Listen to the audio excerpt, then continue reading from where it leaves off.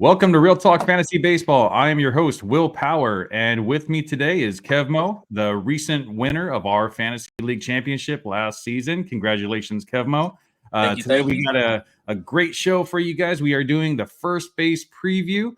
A couple questions we have to answer. Where do we draft Rhys Hoskins and Cody Bellinger? I feel like that's going to be like the biggest kind of like hits and misses of this season. But yeah, other than that, let's go ahead and get this show started.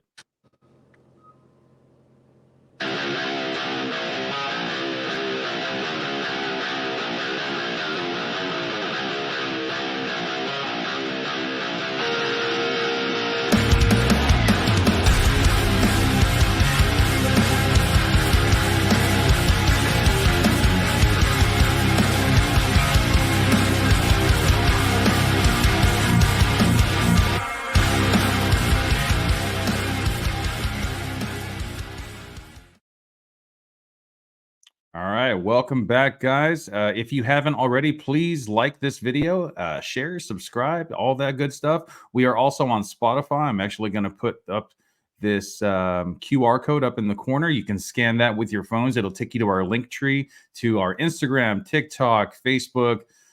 This is obviously our YouTube here. And if you're listening to Spotify or on Spotify, this link tree will take you there also. Please like, subscribe, share, all that good stuff. And yeah, today we're talking about first base. And then I don't know about you, Kev, but last season in the beginning, first base just didn't look that appealing. You know, there were some top guys that you knew were going to go, you know, first round, second round, third round, you know, but this year it just seems like there's so many more options. You know, dude, absolutely. I feel like last year it was such a shallow, pool to choose from. Everyone was like, you either got some of the top tier guys, or you're just like, oh, crapshoot, let's dartboard type of thing. Like, I hope this guy hits. But now, like, I have it as like, there's like 25 almost plus qualified people at first base. So you got some depth for sure now. So it kind of changes the strategy totally. Oh yeah, for sure. It's like it seems like if you miss on like the top 5 guys this season, that's okay, because there's still a few more guys out there that are decent starting options for your first base spot. There's a lot on the back end that are more kind of like a corner infield spot, I would say, but there still are a lot of options that if you're in a standard 12-team league, you're going to get a good one, unless someone goes out there and just hogs them all, like I did with third base last year. Yeah. Anyway, so 2 guys actually emerged in first base this season that did not have first base eligibility last season. That is Bryce Harper, former 2-time MVP, and Cody Bellinger, former 1-time MVP. Cody Bellinger just came out of nowhere, man. Nowhere, dude. No one expected this type of production from him. Right, and as a Dodger fan, I feel like you either have one side of the coin or the other. Some people are hating it because they're like, "Oh man," or you're like rooting for him. You're like, yeah, good for you, Cody. I'm on the latter. You know, I'm rooting for him. I like to see him doing good. It will change depending on where he goes. If he goes, somewhere else, I will say that. With some of the rumors with like the Giants or whatever, I'm like, yeah, I won't be rooting for you no more. But if he signs with San Francisco, not only are Dodger fans just going to hate him, but his production is just going to decline so much. You know, there's no Barry Bonds in Cody Bellinger. He's not going to be hitting 35 home runs next season. And stuff. Exactly, dude. It's too far for him. And he definitely changed up his swing. I was watching his swing. I was watching some highlights, and he's always kind of had that like golfer swing where he goes low in the zone and tries to loft it up, get that long angle up. But I just saw so much patience at the plate last season. He's actually waiting for the ball, and I feel like his swing actually got quicker. I was gonna say, I feel like he was way more compact, especially in 2-strike counts, where he was just way more just quick to the ball instead of like the whole, like you said, the big wind up, like lofty. I'm wondering if maybe he like if he dropped the weight of his bat, maybe it's a lighter bat now, so he can get it faster through the zone. For sure, because he wasn't really hitting the ball especially hard either. It was under 90 miles an hour on average. So we didn't really see that power swing, because we've seen Cody Bellinger hit 40 home runs before. I don't think we're going to see that anymore. No, I don't think so either. He's changing his approach. 29 years old. Yeah. Yeah, definitely. Which it has been great for him because he batted over 300 last season.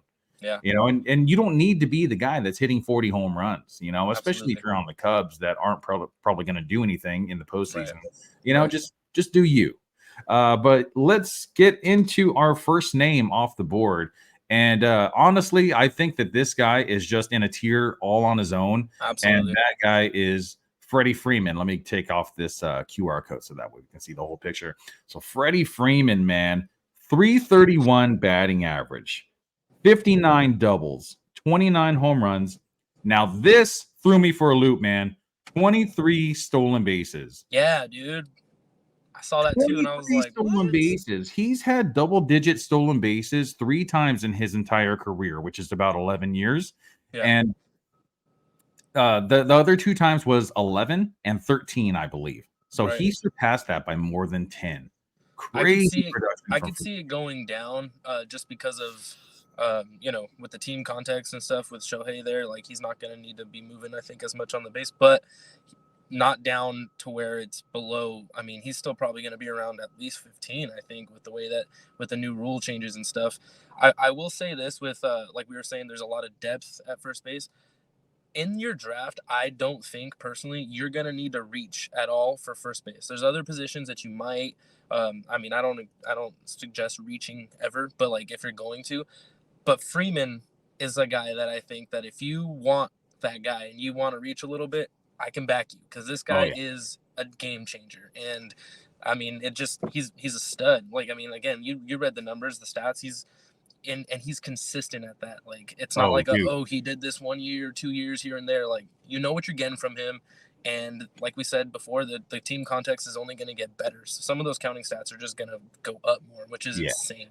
Definitely. With like you said, with Ohtani hitting behind him, Mookie Betts hitting in front of him, who's also another career 300 hitter. Yeah. And insane. Will Smith batting behind him, going to knock him in. You know, the top of the Dodgers order is just insane, man. It's the second best lineup in baseball. I got to give the best lineup in baseball to the Braves unfortunately. I feel like the Dodgers have the best hitters, you know, other than Acuna. Obviously, he's number one for sure. But when it comes to just have depth, just the depth, like the Braves have that hands down. Yeah. And then they ended up just going and getting Chris Sale. You know what the hell was that about? I mean, I don't know. I see Chris Sale, like the Chris Sale move is basically the same thing that the Dodgers did going out and getting Tyler Glass now. It's like a guy that is great when he's healthy, great upside, but the problem is it's when he's healthy. And Chris Sale has been known to have those like lingering injuries and every single season, man. Sucks. Yeah. Sucks for the Braves and it sucks for the Dodgers. But you know what? Two best teams in baseball. Either one of those teams have World Series teams right now. It's going to be one of those two going to the World Series, in my opinion. Yeah. So back to Freddie Freeman. I honestly think that he is the safest first baseman out there. It's like there's other guys like Matt Olson that's great, Pete Alonso that's great. You know, they're kind of a lock to hit close to 40 home runs, but Freddie Freeman's the one that if he's at the plate, you know he's going to produce. You know, a 330 batting average. He bats over 300 every single season. You know, he was great with the Braves, won the championship with the Braves. Now he's probably going to win 3 championships with the Dodgers in the unforeseen future. So yes, Freddie Freeman. If I have the number 2 overall pick, you know, obviously Acuna is going to go number 1. I'm probably picking Freddie Freeman as my number 2 pick. I don't think I would go with anyone else at this point, whether it's points league, a categories league, or whatever. He is a league winner. Yeah, for sure. I mean, I think there's obviously arguments for after number 1. You can go in several ways, but I think whatever the argument is, Freddie Freeman is in that argument. And if you're leaving him out, you're missing something. So yeah, for sure. Yeah. The only thing that I would say is like you said earlier, when you don't really have to reach for first basemen because there are so many of them. You know, you could wait till like the 4th or 5th round to get like a Vlad or someone decent. Yeah, for sure. Someone decent, you know, but there is no replacing Freddie Freeman. No. You know, he's the safest bet for batting average, amazing plate discipline. Like you could go on and on, but you know, that's enough on Freddie Freeman. I Yeah, you think could go on and on for sure, I but think yeah, I think everyone kind of like has the same general idea of yeah, Freddie Freeman as we do. yep. Moving on to number 2, Matt Olson.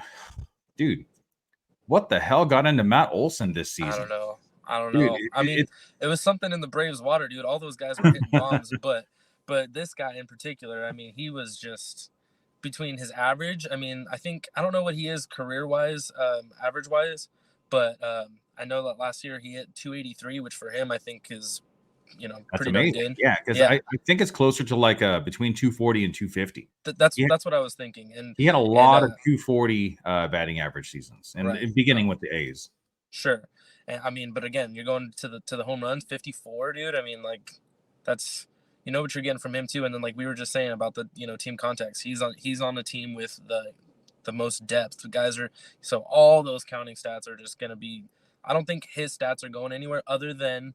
I think the average could go down. Like we said, his career average is right around the 240s, 250. So he might not be hitting 283, but I think a lot of those other counting stats are going to still stick around and be the same, RBIs, runs, and stuff. So At least close to it. I think that yeah, he's the easiest lock for basically a guaranteed 250 runs plus RBI. yeah, yeah, yeah, for sure.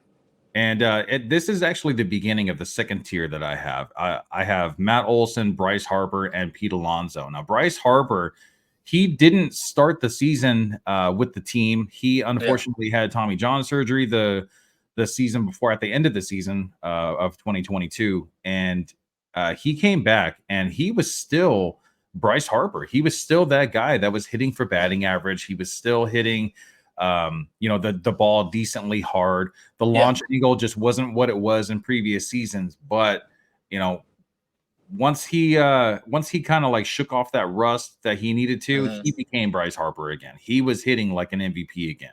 And right. We dude, got when to remember he came back like we said early from I think it was one of the earliest ever to come back from that type of injury yeah, that he 2 had. months earlier than any other player before him.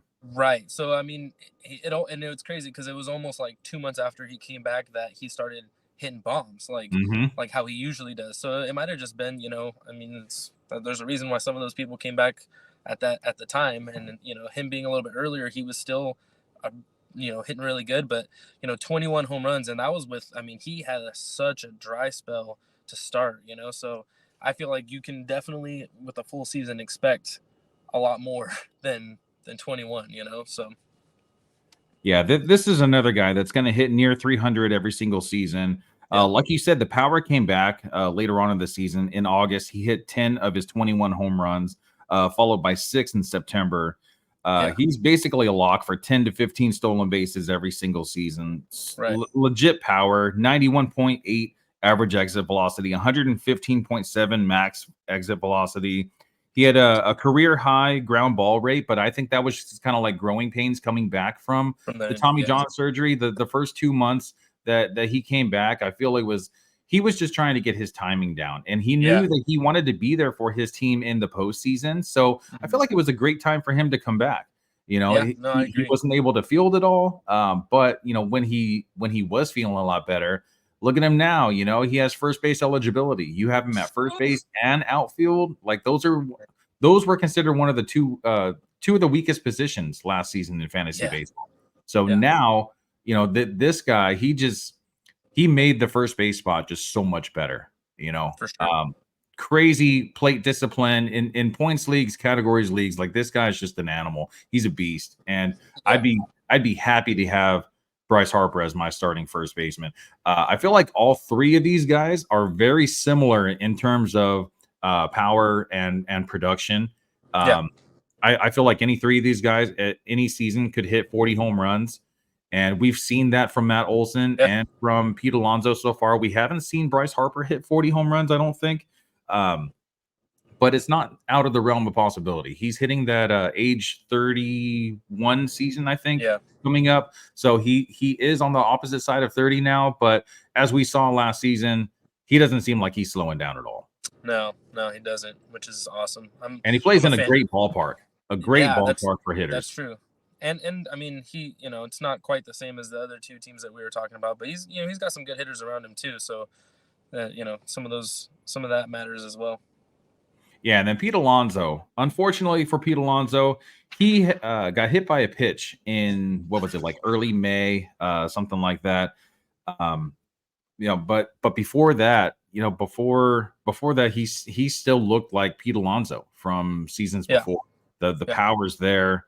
Um, so he batted 250 in April and May with 20 home runs. So 20 home runs right. just in the first 2 months of the season on a 60 home run pace.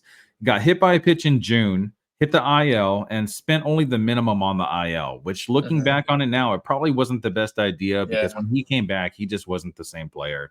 for sure. Um, After his return, he batted 152 in June with only 4 home runs, 220 in July with 6 home runs, 228 in August with 9 home runs, and 210 in September with 7 home runs. So towards the end of the season, he started getting his power back, 9 home runs in August and 7 in September. But the Yeah, batting average, it lacked so much. It ended the season with a 217 batting average, which yeah, if you look at the underlying numbers, if you're into StatCast and you look at expected batting average, the expected batting average was actually 246, which is a lot closer to his normal batting average that 50. Yeah. he had in the past few seasons. So actually, I'm predicting that his batting average is going to go up, in Oh, for sure. 2024. I As think long as it's he doesn't have like one of those other freak accidents again. Yeah, I mean, you can't, you can't project that, especially when you're, creating your ranks and drafts and stuff.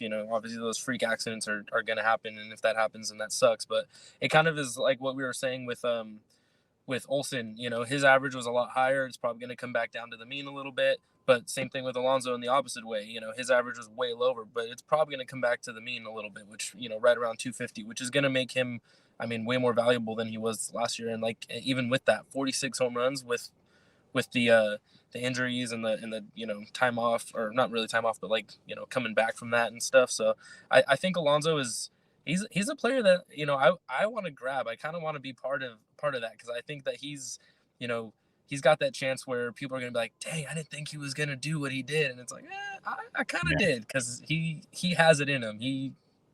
I mean, he still had it, like you said, he still had a good year last year. It was just the average that kind of killed him, and I think the majority of people who knows what's up think that that's gonna bounce back a little bit. So that should be good.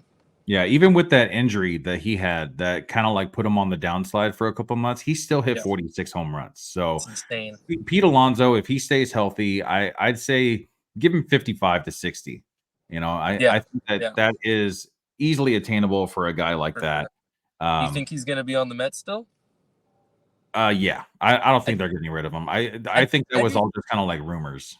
I think so too. But I also wouldn't, like, my jaw wouldn't completely drop if all of a sudden it was like, oh, he got traded. I'd be like, okay, all right, So and that could make a difference. I mean, I think, like, you can expect what he's at right now, but if he goes somewhere, it could be positive, it could be negative a little bit, depending. I mean, again, he's a stud. He's gonna Yeah. do what he's doing anyway, but And just honestly, something to think though, it's about. like basically all the teams that are playoff Yeah, contenders, they all has have their star yeah, first baseman already.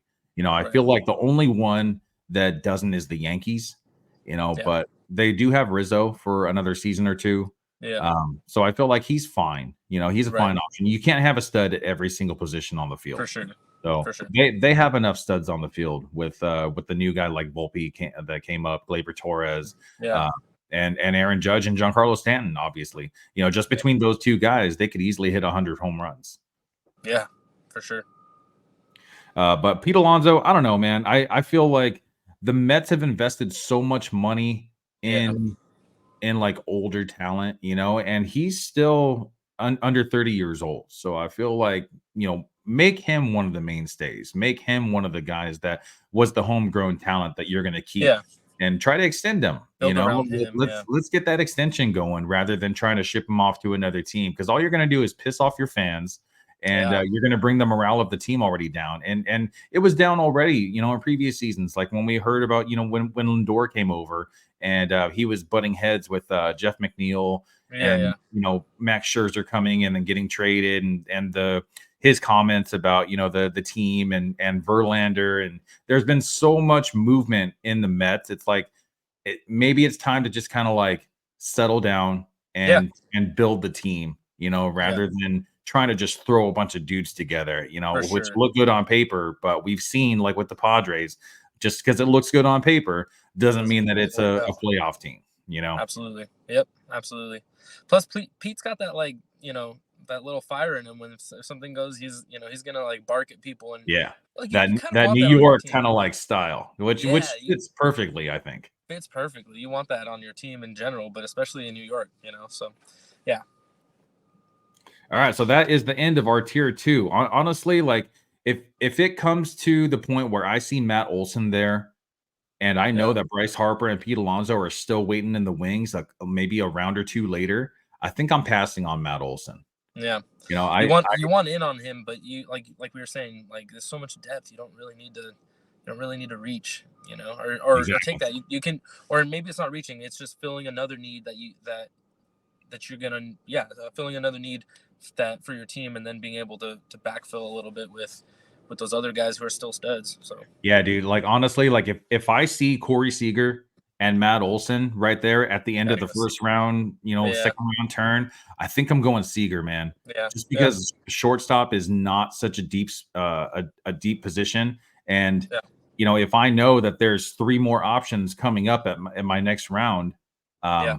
I think I'm gonna go Seager. And if I don't have my first baseman yet, if Bryce Harper's available at the next round, then I'm taking Harper. And if For he's not sure. available, if Pete Alonso's there, then I'll go for Pete Alonso.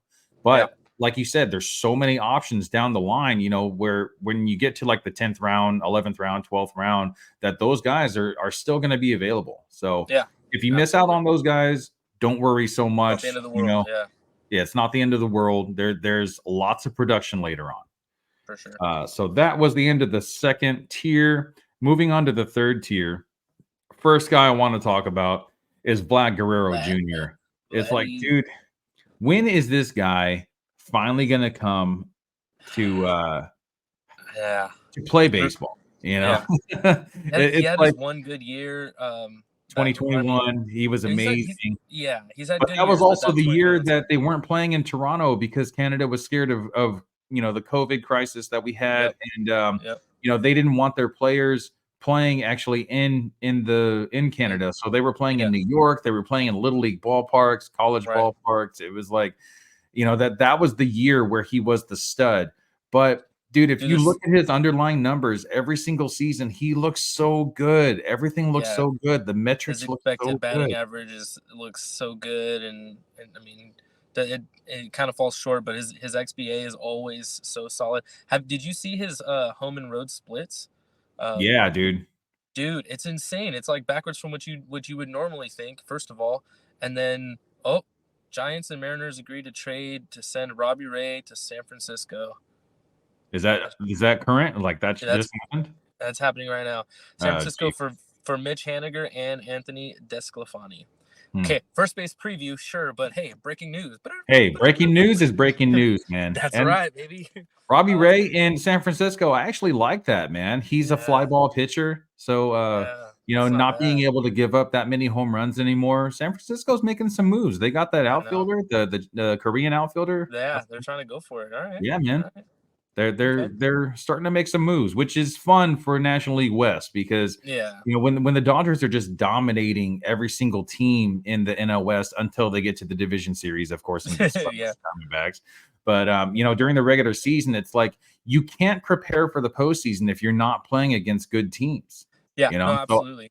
I like to see the Understandably. Diamondbacks, doing well, and I like to Yeah. see the Giants making moves. And I mean, Colorado is going to be Colorado. They're not really going Sure. to do much. They For sure. tried to make a splash with Chris Bryant, and Yeah. That guy turned into nobody. yeah, I think that Colorado needs to focus more on their pitching rather than their hitting because everyone's going to hit in Colorado. For But sure. if you can take away the bats from the opposition, Yeah. that's going to be the biggest thing. So go for pitching. Chris Yeah. Bryant, like that was such a stupid move, man. For sure. Good for No him. pitchers want to pitch there though. That's what's tough. Yeah, that's the thing. But money talks, and That's true. if You save. Colorado is willing to Yeah. pay $300 million to a pitcher, then I think that They'll there's going to go. be a pitcher. Yeah, They'll go and exactly. pitch. Anyway, Or back to trade or trades. right. Yeah. Oh, for sure. Trades is where they have to try to make their bones for sure. I was just gonna say with Vlad, it was a 238 home and 289 road, which is normally backwards for, people usually hit better at home. I mean, for the most part. And that kind of goes back to what you were saying in 2021 when he wasn't playing at his normal home park. And that's when he had his breakout or, his big year that is, is it going to take him having to get out of Toronto for him to be good, or is he going to figure it out? I don't know, I but really hope that's not what it's going to take. But same. honestly, man, I'm looking at the Statcast numbers, and I'm just going to put my faith in Statcast, and I still believe in Vlad. I feel I like do too. Vlad could easily just move up to that second tier and be in the Oh, same tier as like Matt Olson yeah. and Harper and Pete Alonso, and leave everyone else kind of in the dust, man. I actually wouldn't be surprised if he was No. like a first rounder next season. Absolutely. I was gonna say if next season we're sitting here talking, he's right there in the second tier, even the second overall first baseman. It wouldn't be surprising right now at all. And that's saying that is why I think taking Vlad, in an appropriate spot in the draft or whatever is going to be is something that I would for sure want to do. It's this whole thing is risk reward. Or the guy that we're going to talk about later, Cody Bellinger. Someone risked taking him at whatever pick it was last year, and then look at where he's going now. So you have to take some risks somewhere. But like you said, if you're looking at Statcast and his numbers look like how they look, I mean that is it's a risk still, but it doesn't feel like as much of a risk because of that. Yeah, and Vlad has been in the league for a little Yeah. while now, and it's surprising to see he's only 24 years old, man. I know. So 24 years old, and with his expected stats, expected BA at 295, expected slug at 498, dude. If his expected stats actually came to fruition, he'd be over 1,000 OPS. Oh, for sure. Yeah, that's insane. That's so cool. Yeah, I really like Vlad, and I'm hoping that Toronto actually like does right by him and tries to get that supporting cast to kind of like step up their game. Like we saw Bichette kind of like take a step backward last season, and Biggio just hasn't been the guy that they thought that he was going to be, and I don't know, man. Toronto was supposed to be like the team to worry about in the AL East, and it just doesn't seem like it's happening. They're kind of like just like an afterthought now, unfortunately. Yeah, it does suck. But I believe in Vlad, man. I still believe. Yeah. So hopefully, that this is the year where he can kind of break out. And I don't need to see 40 home runs from this guy, but I do want to see him hit closer to 300, like I know he can. And he had 26 home runs last season and 32 the season before. So, between 30 and 35 home runs, I'd love to see that again. He's such a good player, and he's a big dude. He's only 6'2", in baseball terms, that's not that tall, but he's 245 pounds. So he's got a lot of weight behind him. Hits the ball exceptionally hard, 92.1 average exit velocity, 116.7 max exit velocity. That's hitting the ball really freaking hard, man. He's fun to watch. I mean, and at the end of the day, guys, like this is for fantasy, you're having fun. You want to tune in to watch your players. You want to tune in to watch Vlad. Yeah, you want to root him on. He's one of those guys. I feel like if he was playing on almost any other team, he could be considered that like generational talent. But unfortunately, he's stuck in Toronto. Yep, that's true. Yeah, but give him 3 more years when he becomes a free agent in 2027, and then he'll hit the free agent market, and then who knows? Maybe we'll see him in a Phillies uniform and be able to hit 60 home runs every season. Right. You never know. Next on the list, we are going to Cody Bellinger. This dude out of freaking nowhere, man. Oh, man. The last 2 seasons have been so disappointing. 2020, he won the World Series with the Dodgers. Unfortunately, had that incident with Kike Hernandez. They were celebrating after a home run, separated his shoulder. They popped it back into place, and he finished out the postseason. They ended up winning the World Series, but then he had off-season shoulder surgery. 2021 comes around, and he's just not the same guy. He can't put the wood on the ball. After a season of underperforming, 2022 comes around, and it's the same story, man. He just couldn't hit the ball. Quality of contact just went way down.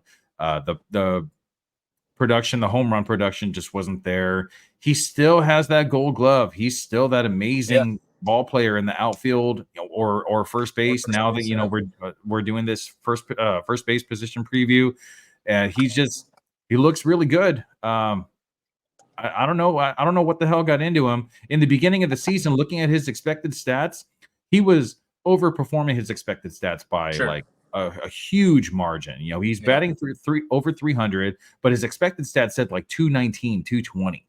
I remember Tony had him in our league, and he tried to trade him to me. Yeah. And I'm like, nah, I'm good. I'm looking at his expected stats, and I'm like, nah, I'm good. You go ahead and keep him.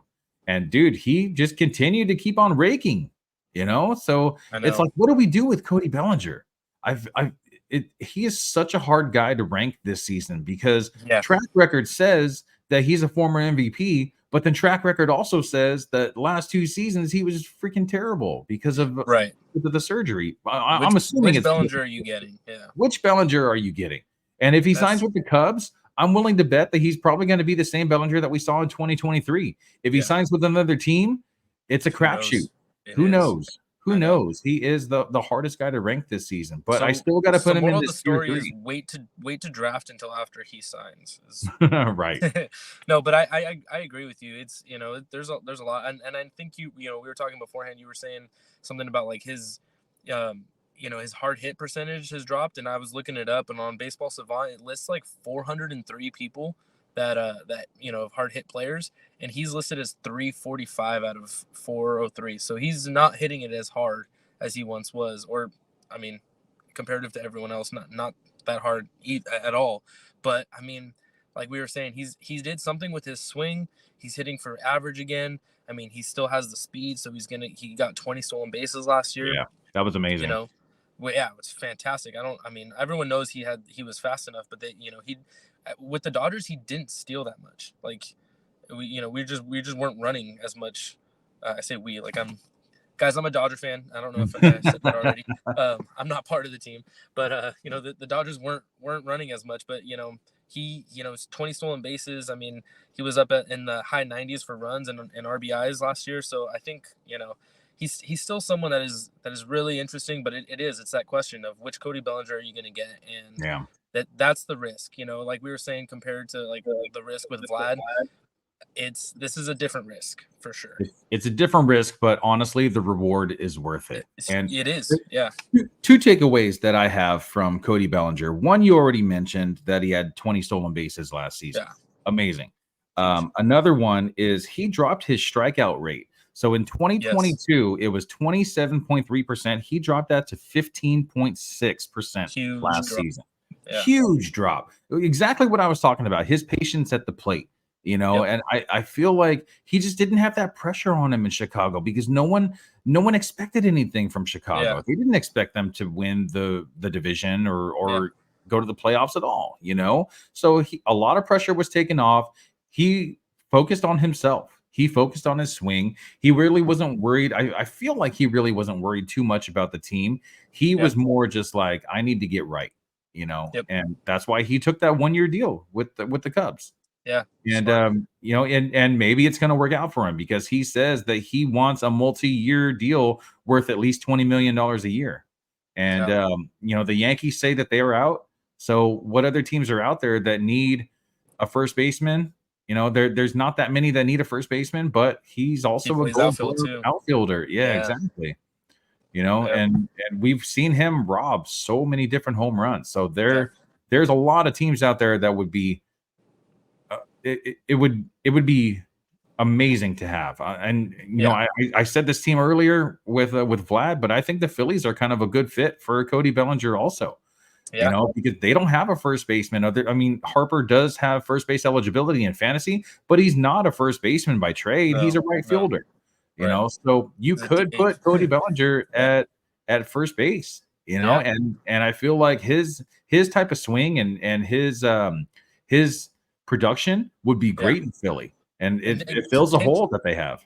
Can't you just see him and Harper and Schwarber just like going back to back and matching?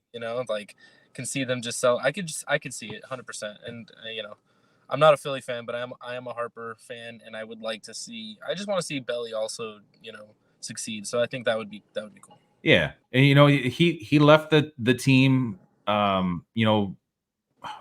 really like on bad terms, but it was Yeah, like I would be a little upset, if I were him, and I'm sure he was like. yeah, But the Dodgers gave him, 2 years to work it out, and right. unfortunately, he couldn't do it in that time. So Yep. it was time to move on. I think it was time to move on, and he was going to become a free agent soon anyway. So Yeah, let him walk. But it is nice to see him succeeding. It's nice to see Corey Seager succeeding. Winning the World Series last season. yeah, for sure. It's always good to see that. And there's another former Dodger that I want to bring up because he was on Fox News yesterday. Did you hear about this? Mm-mm. You did No, not hear about the interview that Trevor Bauer gave yesterday? no, dude. No. What Trevor happened? Bauer was on Fox News yesterday, and he was actually trying to plead his case to try to come back to Major League Baseball.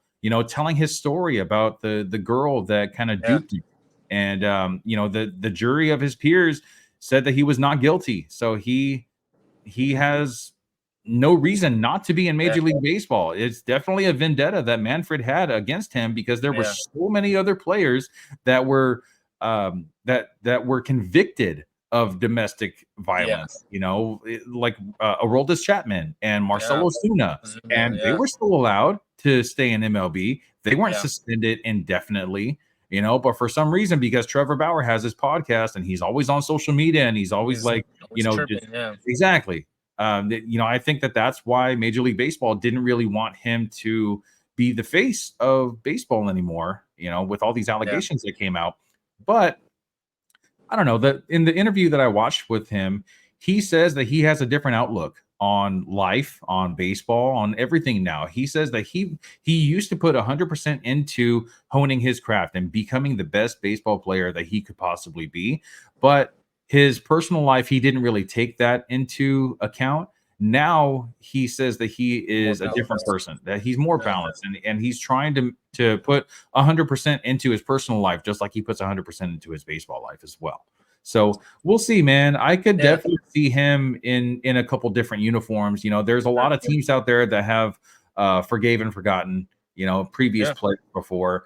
The Braves being one of them. And yeah, the Braves know that they need pitching because to be able to compete in the World Series, you need to have solid pitching. So I don't think the Dodgers would ever give him another chance, especially after spending $1 billion on two free agents this yeah. offseason. So But I would he could be see. expensive? Do you think Bauer would be I expensive? don't think so, man, because Yeah, I I think he I would take think it. that He'd whatever have to take a team deal.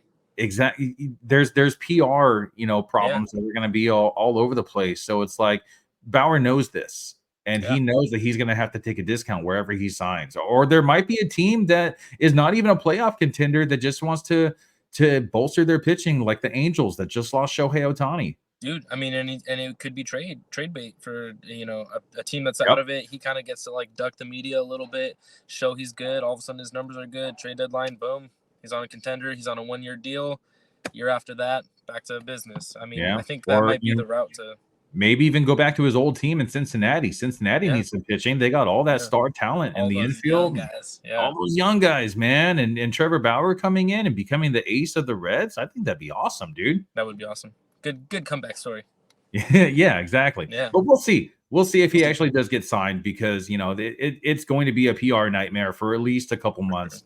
Um, we'll see what Absolutely. team actually wants to take that on.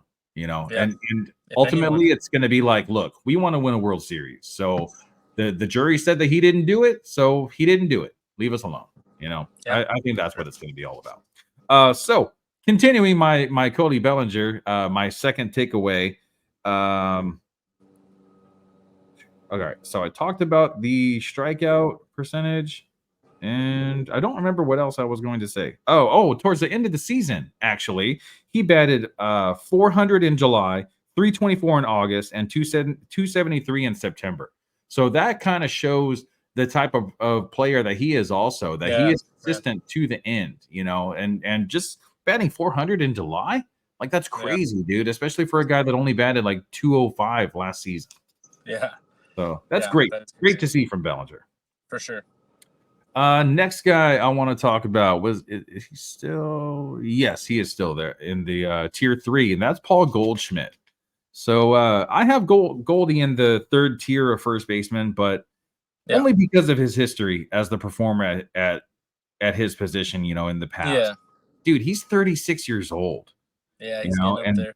he's getting up there, and he plays on a decent team. The Cardinals know what they're doing, but Yeah. they Had a bad kind of year, started but falling apart. They had a bad year, so I'm wondering, like, Wayno's gone and Yadier Molina's gone, and um, Wilson Contreras hasn't really been the guy that they wanted him to be. He was supposed to be the leader in the clubhouse, but he just hasn't been performing.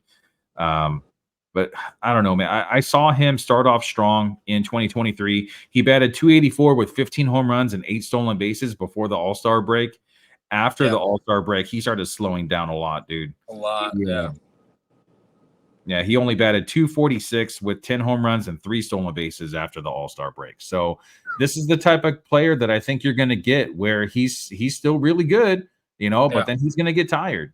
And Right. then they don't really have another option at first base other than Paul Goldschmidt. They have a Luker something. I, Yeah. I I forget Yeah. his name, but he's whatever. He batted like 205 with like 4 home runs in the short amount of time that he actually spent in Major League Baseball. So I don't really see Paul Goldschmidt taking a seat to anybody else at first base, which means that he's just going to get tired more often. And honestly, like, a good strategy that I think would possibly be to have is to draft Paul Goldschmidt Trade him. and trade him. Yeah.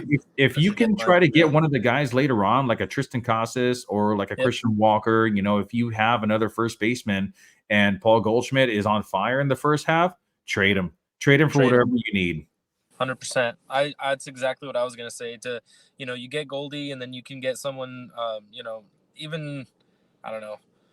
There's a bunch of Vinny guys you can get. Pasquantino, Yeah, or like it's Torkelson even. Torkelson, yeah. He has a chance. You get someone like that, and then when Goldschmidt's looking hot and people who might be desperate if there's an injury or something or whatever. I mean, first base is deep, like we were saying. So, there might not be a huge need, but if there is one, you trade him for whatever you can get, and you have someone else waiting in the wings, and you're expecting him to slow down in the second half like he did before. Because, like you said, he's 36, you said? So, Yep. So, yep. All right, that was Paul Goldschmidt. And the last name that we got to talk about in tier 3 is Christian Walker. And this was actually Paul Goldschmidt's replacement on the Diamondbacks once he got traded to the Cardinals. And this guy didn't really get a shot in Arizona, but before that with Baltimore, because Baltimore at the time had Chris Davis, who just had that massive contract. So they weren't going to let Christian Walker take over at first base for him. And then he gets traded over to the Diamondbacks, and the Diamondbacks have Paul Goldschmidt for a few more seasons until he finally gets traded to the Cardinals. So Christian Walker didn't even get his opportunity to really play until he was 28 years old. Right. But Christian Walker, I like Christian Walker. Dude, Christian Walker's been amazing the last 2 seasons. Everyone in 2022, we all thought that maybe it was just like, the outlier year. It was just kind of like a fluke, but then he did it 2 years in a row. So I feel like he's so people. I don't know. He's underrated. He's like if you just ask like anyone who's not like doing their research, list the first baseman, whatever. Like, people skip over him for sure. They're not thinking about him that much unless you're in Arizona or even talking to someone who's nationally west or whatever. But like his numbers aren't bad. I mean, in the postseason he slowed down a lot, which is unfortunate for the Diamondbacks. Good for us non-Diamondbacks. But other than that, I mean, I don't know, his numbers. You look at his numbers at the end of the year and you're like, this guy's good. He's good. Yeah, last season we saw his strikeout percentage go under 20%. Walk percentage is up above 10%. He's shown to be durable. He played 157 games in 2023 and 160 in 2022, and he's on the wrong side of 30. So to be able to play every single game like that throughout the season, that's huge. Yeah, because there's so many players that just get hurt every single season, and when you have a guy like that you can actually depend on to be in your lineup every single day, it's like that counts as just as much as some other reasons to keep players. Yeah. Quality of contact jumped for Christian Walker in 2023. He hit a career high 36 doubles And Nice. one more thing that I want to say about Christian Walker, and this is one thing that I am a huge believer of, is this is a contract season. And Yeah. contract season means that they're going to be pushing themselves so much Yeah, harder than they for had sure. before. He wants to make some money. You know, Yeah. he's finally making some good money. I think he's making $12 million in 2024. Right. But before that, you know, like I think last year he was still making less than $1 million. You Right. know, because he's still on that rookie contract because he took forever to finally break out into the majors. The majors, But yeah. now, dude, I think that he's going to break out even more than he has. I wouldn't Yeah. be surprised if we see higher batting average and a higher home run total from Christian Walker Yeah. this No, season. I agree. I see that too. I want to take a chance on him. I do. Yeah, I actually have him in our keeper league, and I'm kind of debating if I want to keep him or not because I believe I got him Ooh, for pretty cheap. I think I got him for like $12. nice. Yeah, you Yeah, keep him. I think I might. But I just because we can only keep 5, it's just so hard to That's what's tough. decide I know. I keep out of saying like that to a myself. I'm like, oh, keep 25-man him. roster. Yeah. Yeah. All right, so that was tier 3. Moving on to tier 4. Now you're starting to get to like the bottom of the barrel where Yeah. these are guys that are still like decent options at first base, but um, Yeah, you're taking a if- step back. I would say after Walker, it is more of a you can everyone kind of gets a little bit jumbled almost where like if you feel like you have a need somewhere else, then the next guy after who might be up at first base is similar to what you're passing up on, whereas the drop off like from after Walker, like if you're getting close to it, you want a first baseman, Walker's there, go get him because yeah, I feel like it is a big step back from it Walker is. to the It really is. next tier. And then but after that next tier, then you don't have to be as aggressive, I think, because a lot of the guys, I think you can have an argument from, wherever we left off number wise. I think that was 8 from like 9 to like 13 even or whatever. I feel like they could all be 9 or they could all be, See, and you can that argue it a little. that's the thing. It's like with these next with this next group of guys, they all have amazing upside. You Yeah. know, Yeah. versus the guys that we've all talked about, a lot of them are already older. They're Proven. Yeah. 29 or older, you know, other Yeah. than Vlad.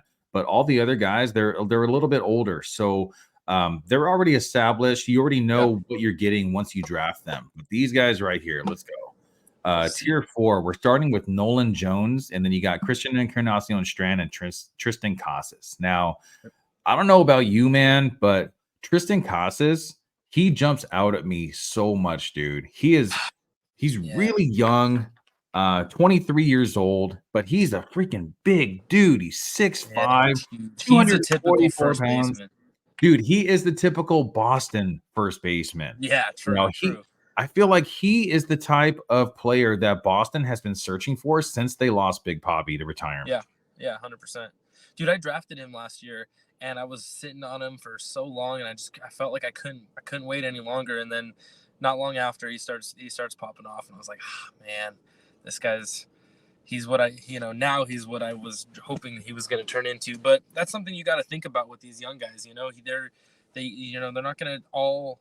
Some of them do. They're not all going to just hit the ground running, and Yeah. Casas looks like he's coming into form, and if he can pick up where he left off, and I actually think Boston's lineup is sneaky good this year. Oh yeah. It's The thing with Boston last year is he was losing some of his at bats to Justin Turner, but Justin Turner actually opted out of his player option. So Boston actually has to pay Justin Turner about $8 million just to become a free agent.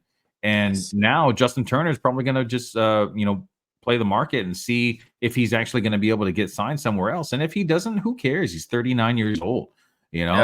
At 39 years old, it's like maybe it's time to start thinking about retirement. Dude, he got married a few years ago. Come back to the Dodgers. Why not? Right? Why not? Finish off a year here with the Dodgers so you can play with Ohtani. I mean, I'd rather have him coming off the bench and filling in spots than some of these other guys we have. Dude, so if Boston would have ended up keeping Justin Turner, he would have made $13 million with Boston. Now that Boston has to pay him $8 million just to test free agency, I feel like if the Dodgers give him, something that it's a total of at least $13 million, maybe he might want to take a discount to come and play for his hometown team because he grew up in Long Beach, went to Cal State Fullerton. Yep. If it That'd was be me, fantastic. I would definitely take a discount to go and play Yeah, with my come home back team, home. Yeah. especially with Otani being on the team Yeah, now. you get to play with Otani and stuff, and yeah, And you I get think that extra veteran in the clubhouse. They have so yeah, many vets in there, but dude, it's like they all have the chemistry. They all mesh well together. yeah, 100%. But So anyway, so that was with Tristan Casas, Casas. yeah, I think honestly, I have Tristan Casas as my number one first baseman sleeper. I think okay, that yeah, he is going 113th overall, which puts him right in the middle of the ninth round. it's crazy. If it's the eighth round and I don't have my first baseman yet, I think I might reach a little bit and go for Yeah, Tristan Casas. yeah, I can see that. And I'm a big proponent of like go get your guy. If there's a couple guys going into a draft that you're like, yeah, this is a guy that I have a good feeling about, like why wait? Like again, you're here to have fun, you want to root for the guys you want to root for. I don't want to, like, in your position, you're like, maybe I'll wait, and then someone like me in a draft or whatever gets Costas, and now you have to watch me reap the rewards, and you're like, Right. God, I wanted him, like go get your guy. It's okay Yeah. as long as it's not like 3 rounds higher than he's supposed to go or whatever. If it's right around where he's supposed to go, and enjoy it a little bit. Go get the guy. That way you can brag at the end and be like, I told you, I knew he was Right. gonna be good. Exactly. Like that's what it's all about. I I think we actually both at some point had Nolan Jones last year, and um, dude, I like him. I like him too. I mean, I agree with you with Costas. He's like, the typical first baseman. He's, with all the power. His at the end of the year, Costas was like, I mean, it was a different player. But Nolan Jones, he did not play nearly as much, I feel like. But he was right around 300 average. He still hit 20 bombs. Like, I mean, look at the park he's playing in. Exactly. For half his games, like that's huge. He also has outfield eligibility, I believe, or at least, you know, I think he has it Yeah, depending on he has outfield and first base eligibility in Yahoo. I'm not sure about other sites. yeah, And which is this is huge because outfield can be a little bit shallow too after it's the top end. So I think that like Nolan Jones is someone that I like him a lot. yeah, I'll probably be targeting Nolan Jones, and this is a guy that you're going to be able to take like later on in like the 11th or 12th round. Yeah, So yeah, for sure. if you can wait that long, the only thing I don't like about Nolan Jones is his 29.7% strikeout rate from last Yeah, season. But he's yeah, 25 years old. He's just going to yeah. get better. He's working But through it. dude, Yeah, he hits the ball freaking hard for a young yeah, guy. 90.1 average exit velocity, 115.3 max exit velocity. The launch angle is a little bit low for me. It's at a 9.8. I'd like to see it in the teens. But when yeah. you're playing in Colorado, even if you have It a doesn't matter. 9.8 launch angle, even if it's not home runs, it's going to be a bunch of doubles. And in points For sure. leagues, doubles are not as valuable as home runs, obviously, but they are still going to be pretty valuable, Yeah, very valuable. compared to like, walks or singles. So this Yeah, guy hits the definitely. ball hard, hits the ball on the sweet spot a lot. Um, I mean, playing in Colorado, what else could you That's want yeah, from a power hitter that's 495 pounds? right. For sure. And the next guy, Christian Encarnacion Yes. Strand, another guy that kind of just this guy has so much pedigree, man. He has Yeah. great pedigree. Always hit for average in the minors. Had 20 home runs in 67 games in AAA before he broke out into the majors last season. That's actually the reason why he made the majors last season, because of those Right. 20 home runs and batting over 300. Huge upside. He's only 24 years old. Definitely going to Yeah. be the starting first baseman for the Reds for the foreseeable future. Joey Votto is a free agent this season. I highly doubt that the Reds are going to be, No. in the Joey Votto, free Sweepstakes. Yeah. agency market. Yeah, Yeah. so I really don't think that anyone wants any part of Joey Votto Right. anymore. He I might will get say. like a pity a pity Yeah. offer, Yeah. just to have a vet in the A clubhouse. veteran. Yeah. For It's sure. highly possible, but I mean, maybe it's just time for him to retire too. Yeah. Definitely. I could see that with Encarnacion Strand. I feel like his upside is so huge. I mean, he's got insane power. I look at the ballpark he plays in. Actually, yeah, and then he. I mean, but the downside I feel like with him is I mean, I feel like there's a little bit going on there, but there's a lot of guys like where I know he's supposed to be the first baseman for the foreseeable future, but you still got like, you still have Steer, you still got, like you said, Votto. I could see them bringing him back. I mean, I don't think they will, but he could. I mean, they just have a lot going on there, and I mean, they were already saying at the beginning of the year he might make the roster last season, and it took him Mhm. how long to get up there. So there's something with the Reds that's going on that, like, for some reason they were low on him. So I don't know. It might just be a feeling thing, which, I mean, don't go off of my feeling for sure, but there's something about it that I could see some shenanigans, if you will, going on with Christian Encarnacion Strand's playing time. Like, if he's not hitting, he's got a little bit of a slump, he might be playing only, he might be taking more days off during the week than what you are wanting, again, because Steer is hitting, and you still have, Ellie and McLean up in the middle, and then, McLean and India. yeah, India, and then you got Ellie at third, and so it's like, you could put Steer there, you could put Steer in the outfield, but they also have some guys there. So I don't know. I think that there could be some issues going on there with Strand's playing time, but if he ends up coming to be what he is, and he's an everyday first baseman, then he's a guy that you are going to be excited that you got, because he's going to hit a ton of bombs. And like we were talking about with all those players, there's, it's a good lineup. They're going to, they're going to be moving around those bases. So Yeah, I'm surprised. there is a bit of a logjam in Yeah, Cincinnati's infield, but I still feel like if anyone's going to lose at bats, it's probably going to be Spencer Steer, just because Spencer Steer is a little bit older. yeah. He's Doesn't have he's the pedigree as he doesn't much. have the pedigree. He doesn't have the power stroke that Christian Encarnacion Strand does. Christian Sure. Encarnacion Strand could easily hit 30 home runs. Spencer Steer, I don't think that he could really get up to like that much. I actually have some notes on Spencer Steer as well. Dude, But I'm a Spencer Steer fan. I do like him. I mean, I'm not a fan of his like I am some of these other guys we're talking about, of course, but he does have some good numbers, and I think, but I agree with you. I think as long as Encarnacion Strand doesn't like do enough to lose it, I think the most that they're gonna do is put Steer somewhere in the outfield. Like, they're not well, gonna, yeah, you know, exactly. Well, the thing with Steer also is that he plays basically every position. He's yeah, eligible at first, second, third, and outfield. So I think they're going to use him more of like a super utility guy rather than someone that's going to take over at bats for someone that they're for sure. trying to develop. Yeah, In a yeah, guy like Christian Encarnacion Strand. But yeah, Spencer I agree. Steer is going into his age 27 season, so Oh, I could see him definitely taking a lot more reps in left field. They do have a couple younger guys in Will Benson and yeah, I Luke Rayleigh, drawing a I think blank it on it. is, but now Yeah, Luke Rayleigh is also on the trade block. I just saw a notification that Seattle is trying to trade for Luke Rayleigh. oh, So that could open up some playing time for Spencer Steer in the outfield as well. So there's a lot that could happen in the next couple months. There were talks about Jonathan India possibly being traded. yeah. There's a lot of teams out there that could definitely use a solid second baseman, and if Jonathan India is gone, then Spencer Steer could definitely There's take over at every second day. base full time, Yeah, which means that Encarnacion Strand would have his everyday at bats at first base as well. for sure.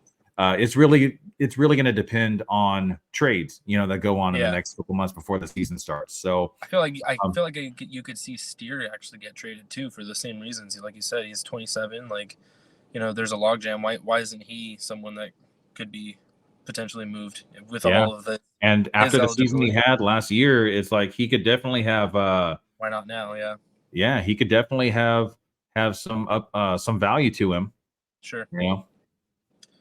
But Interesting. yeah, that's the end of the tier 4. Any names that we didn't mention, it's not that they're not worth mentioning. It's just these are the guys that I kind of feel comfortable with as my starting first Yeah, baseman. There's so many other guys here. I have a little list here. Josh Naylor, I'd be happy as my corner infielder. yeah, Vinny Pasquantino, that's a guy I feel it's yeah. Kansas I City like him first too. baseman. I don't like Kansas City first baseman. Yeah, That there's not a lot of power production in Kansas City. He's a really good player. Good pedigree, and I think in the points league he is a great option at a corner infielder and potentially even your starting first baseman. But in a categories league, I feel like the counting stats just aren't going to be there to have. I'd rather have Naylor for sure. Yeah. Oh, dude, I love Josh Naylor, and I don't know if you know this. Josh Naylor is only 26 years old. Yeah, he's young. Know, for some reason, I thought he was like 31 older. or 32. I felt like he was in the league longer. Yeah, he has been in the league a while, and he's had so many injuries too. But it was like freak injuries. Like I don't know if you remember this. A couple seasons ago, he was making a dive in right field, and he ended up buckling his knee, and his knee bent back the opposite direction. It was so bad, man. And I don't remember that. I actually had him on my fantasy league, which is probably why I remember this at the time, you know. But he came back and he just started hitting again. He's a good contact hitter, makes great solid contact. He's kind of like Luis Arias ish, you know, when it comes to his quality of contact. I don't think he's ever going to hit like 400. No, like no. But I know what you mean. I don't think Arias is ever going to do that again either. You know, but he's definitely like a good points league option, Josh Naylor. Sure. Spencer Torkelson, if you're in a categories league, he's another good one. Too. I was gonna bring him up. I was gonna say in a points league, maybe not so much. The guy strikes out a lot, but in a categories league, I mean, he's got tons of power. Sure, the lineup is a little bit, you know, it's the Tigers, but I don't know. He brings a lot to the table for sure. So I saw something. I mean, I won't go too much into it, but so I saw only he had let's see, 14.1%, which is a barrel percentage, which is the fifth best, only with Olsen, Harper, and I think Alonso and Brandon Belt, which was kind of random, but regardless, only Olsen had a higher hard hit percentage than Torkelson. So basically, Torkelson hits the crap out of the ball. Yeah, and you know, he's the type of guy that's going to hit the cover off the ball. Yeah, which is, I mean, again, you want guys who can do that, especially in a categories league. But his strikeouts are, but and he's 24 young. Years old. That's what I was gonna say. Just going to get better, man. So if he takes that step up in the average department, then you got someone who's a steal. One of the super deep, super low name on first base, but Josh Bell. After he got traded, Josh Bell's numbers were, you know, something that you were like, oh, is this is the Josh Bell that everyone was drafted way early. So, I mean, again, don't reach by any means, but, you know, we got lots of depth at first base. If it's getting down there, take a chance on Bell. If he, you know, answers the bell, no pun intended. Just kidding. The pun was intended. You know, he's got Luis Arias hitting in front of him. So he's going to have some of those, you know, RBIs and stuff too. So I think that, I think Bell could be someone that, you know, you could be happy with as at a corner infield spot, like we're saying. You know, the thing with Josh Bell also is in most 12-team leagues, he's probably going to go undrafted. So that means that after the draft is over, if you have an abundance of relief pitchers and you just want to drop someone, take a chance on Josh Bell if he's sitting out there. Sure. You know, that's another option to have also. Yandy Diaz. Yandy Diaz is a great points league specialist. You know, great contact, great plate discipline. He's not the guy that's going to hit over 20 home runs. He actually had a career high home runs this season. I think it was like 22. But like 13 or 14 of them came before the All-Star break, and I think he had 12 in the first 2 months of the season. You know, and after that, it's just he's such a ground ball hitter. He hits the ball so hard, like 92 point something average exit velocity, but it's on the ground more often than not. He hits the ball on the ground more than 50% of the time, which really sucks because league average is like 47.5%. So he's like way above you know, the ground ball percentage, but he hits the ball so hard that a lot of times it just goes right through the infield, and that makes his batting average go up. So he's a career 300 hitter. Great for points leagues, not so much for categories because he's not really going to score that many runs or RBIs. But you know, if he increases that launch angle like we saw in the first 2 months of the season last year, then he could be a pretty good fantasy option in categories leagues as well. Ryan Mountcastle that plays for the field. He's a pretty decent option too. Unfortunately, Camden Yards, they moved the left field wall out a little bit. I think it was like 14, 15 feet, something like that. Which doesn't sound like a lot, but it is.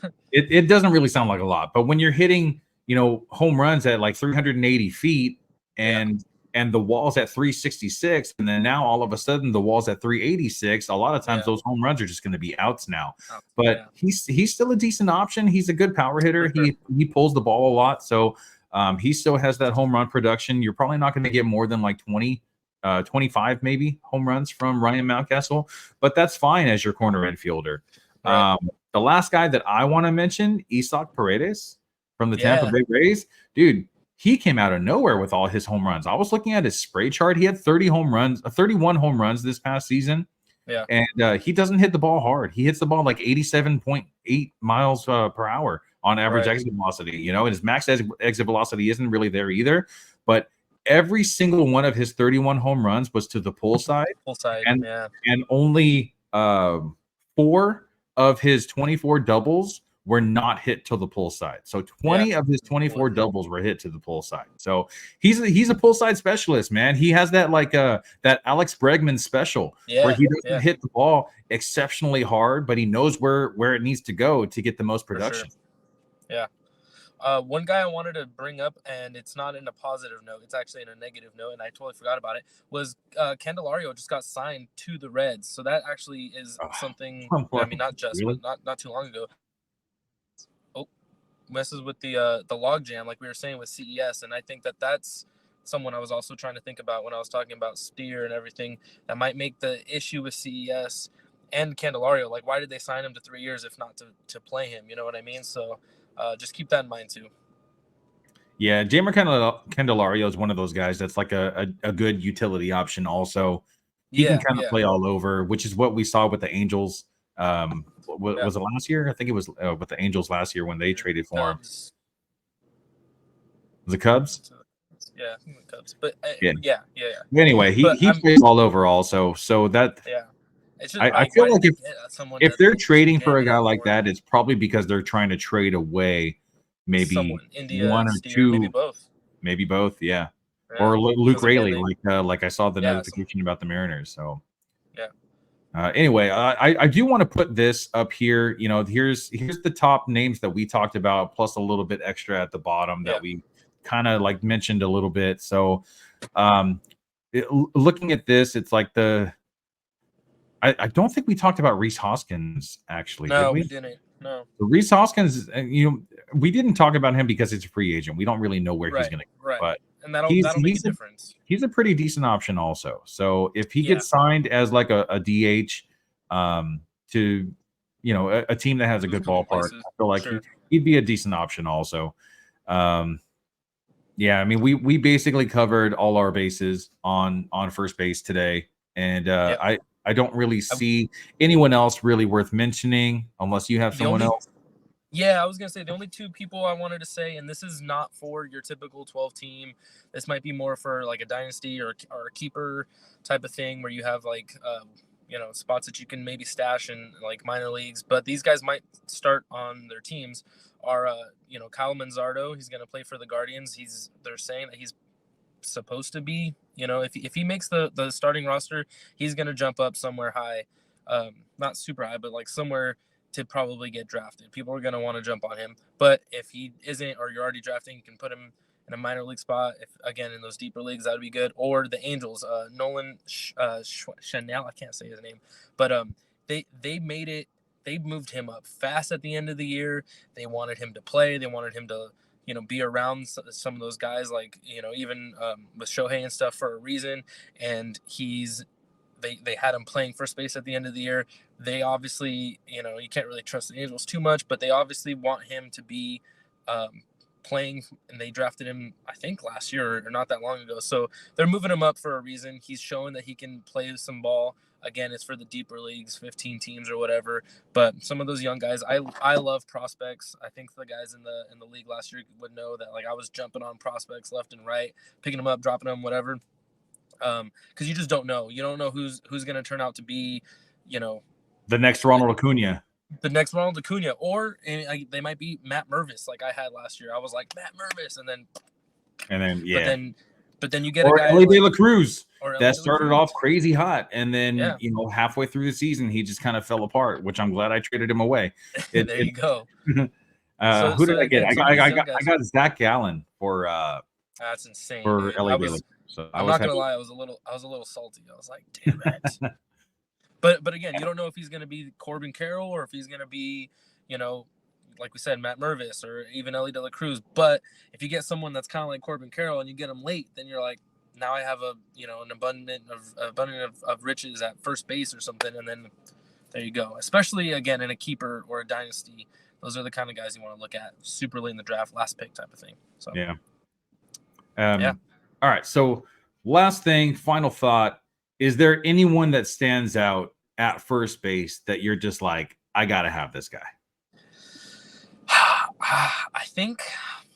I mean, and it's hard to say I gotta have it because I don't want to put myself in a box in the sense that like if there's someone else around, like we were saying with like Corey Seager's right in that spot, but I have this feeling about Vlad that I'm like, I want to be in on Vlad. I don't want to miss out on Vlad going back to there he is again. That was him from a couple years back. So something about Vlad, I'm always looking out. Where is he at? Where is he gonna am I gonna get him on the way back or whatever? So Vlad's one of those guys that I think is at the top end, and I would say more towards the middle ish.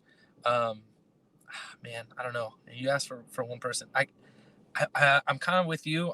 I'll say two right here. I'm gonna say Casas and Jones. Those are the guys that I think later in the draft that I'm like that I'm okay if I don't get one of the top tier guys. Let me get one of those and I'm gonna be happy. Yeah.